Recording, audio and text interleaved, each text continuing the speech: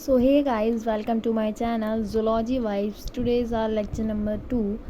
In previous lecture हमने discuss किया था the basic characteristics and body wall of the phylum Cnidaria.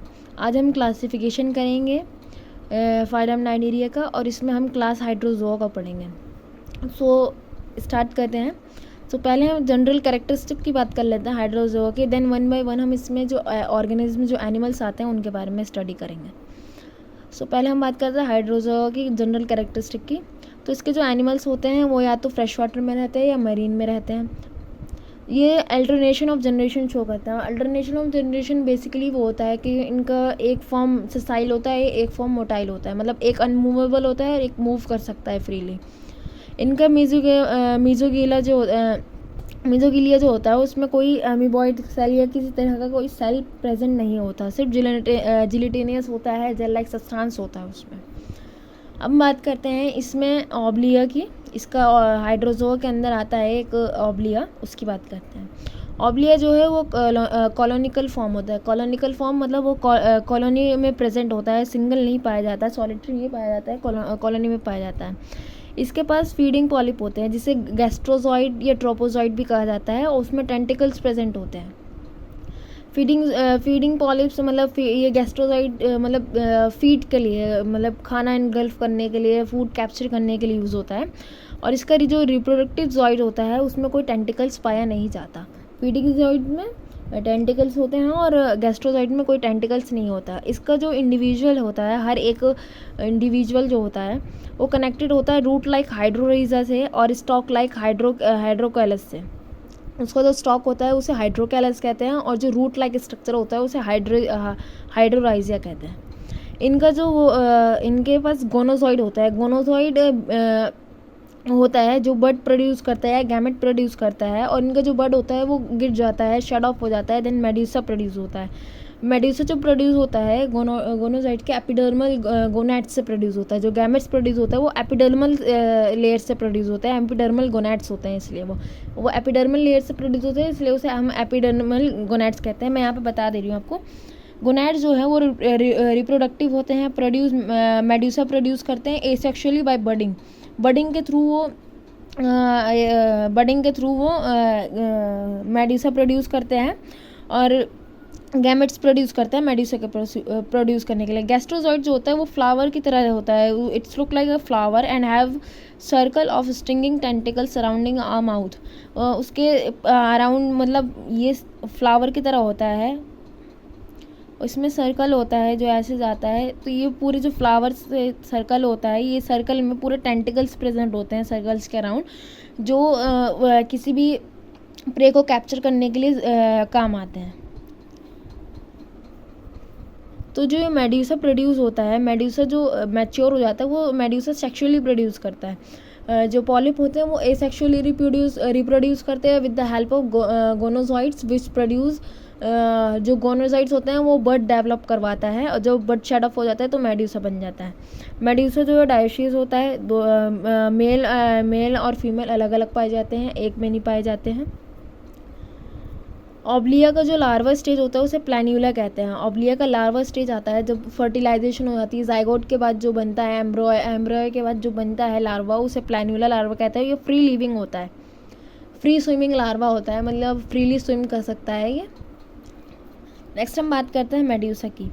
Medusa डायोसिस होता है, हमने ऊपर देख लिया. डायोसिस होता है, मेल और फीमेल अलग अलग होते हैं. मेड्यूसा के बाद लाइट सेंसिटिव सेल ओसिलाई होते हैं, मतलब लाइट को सेंस कर सकते हैं. ग्रेविटी को सेंस करने के लिए इनके पास स्टेटोसिस्ट होता है और इनके पास वैलम प्रेजेंट होता है. वैलम जो है covering portion of thin membrane होता है. इन्हें कवर करने का काम वैलम का होता है, मतलब इनकी जो मेम्ब्रेन को कवर करता है आउटरली, वो इनके मेम्ब्रेन का आउटरली कवर करता है वो वैलम करता है. और वो बॉडी में कितना कंसंट्रेशन ऑफ पानी आया उसमें करता है.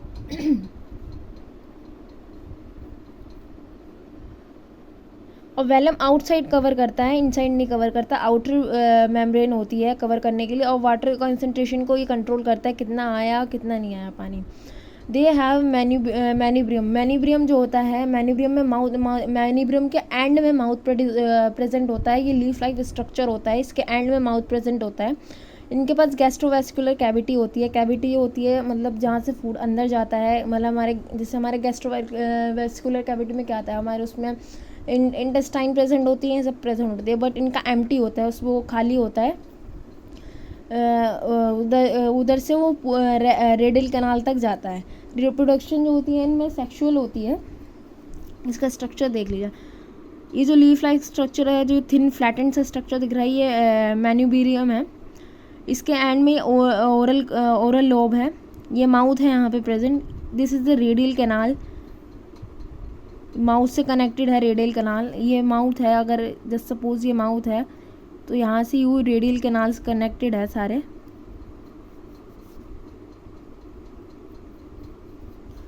माउथ से सारे रेडियल कैनाल कनेक्टेड है।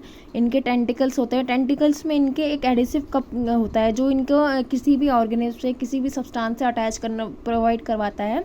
किसी भी के लिए हो सकता है, ऐसा पैरासाइट भी है, किसी पे अटैच हो सकते हैं, और किसी और उस वजह से भी है, किसी पे अटैच हो सकते हैं। तो वो एडेसिव कप के थ्रू होते हैं जो इनके टेंटिकल्स में प्रेजेंट होता है। Here you can see the outer covering which is velum. Next हम बात करते हैं इनके ग्रुप में हाइड्रा की।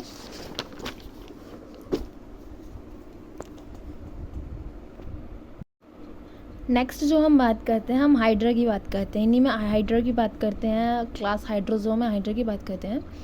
तो ये कॉमनली ज़्यादातर फ्रेश वाटर में पाए जाते हैं, सॉलिटरी फॉर्म में होते हैं, मतलब सिंगल पाए जाते हैं, कॉलोनी के उसमें नहीं होते हैं। दे आर सेसाइल, अनमूवेबल होते हैं, मूव नहीं कर सकते, पॉलिप फॉर्म बोलते हैं ना। Only polyp stage, no medusa, सिर्फ पॉलिप स्टेज रहती है। पॉलिप स्टेज बेसिकली किसी सबस्ट्रेटम से अटैच होने वाली स्टेज होती है। एक मेड्यूसा की जो स्टेज होती है वो मूवेबल होती है, वाटर में मूव कर सकती है। इनका जो रिप्रोडक्शन होता है वो सेक्सुअली भी होता है और एसेक्सुअली भी होता है, दोनों तरीके से कर सकते हैं।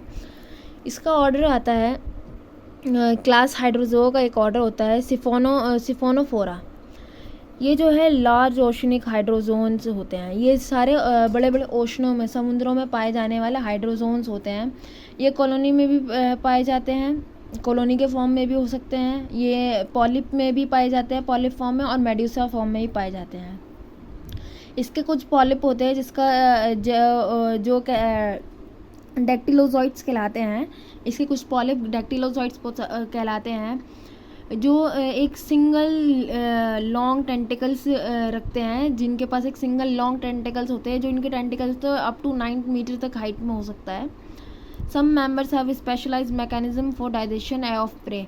इसके कुछ मेंबर्स ऐसे होते हैं जिनके पास स्पेशलाइज्ड मैकेनिज्म होता है डाइजेशन के लिए। डाइजेशन के लिए एक अच्छा सा मैकेनिज्म होती है फॉर डाइजेशन प्रोसेस के लिए। और ये जो क्लब शेप पॉलिप होते हैं, मतलब क्लब की शेप के पॉलिप होते हैं, कुछ इस तरीके से ये पॉलिप होते हैं, इस टाइप के होते हैं, कुछ क्लब शेप पॉलिप होते हैं।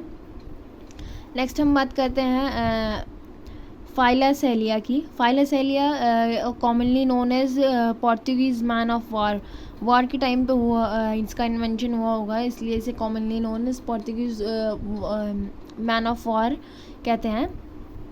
Belong to order siphonophora. ये सिफोनोफोरा के मेंबर है, उसके ऑर्डर से बिलोंग करता है।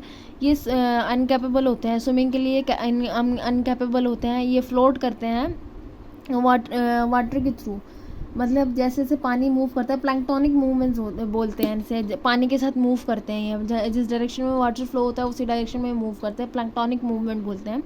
इनके जो नाइट्रोसाइट्स होते हैं वो lethal to human and vertebrates, मतलब वो किसी की जान ले सकते हैं, वो बहुत ज़्यादा हार्मफुल होते हैं, बहुत ज़्यादा पॉइजनस होते हैं। वो किसी भी vertebrates, invertebrates including humans, animals, किसी के लिए भी हार्मफुल हो सकते हैं, लीथल हो सकते हैं, किसी की डेथ कर सकते हैं, डेथ के कारण बन सकते हैं वो। नेक्स्ट हम बात करते हैं, जिसे में ऑर्डर है मिलोपोरिना एंड स्टाइलेस्टेरिना। ये जो होते हैं ये internal secreting internal epidermal calcareous skeleton.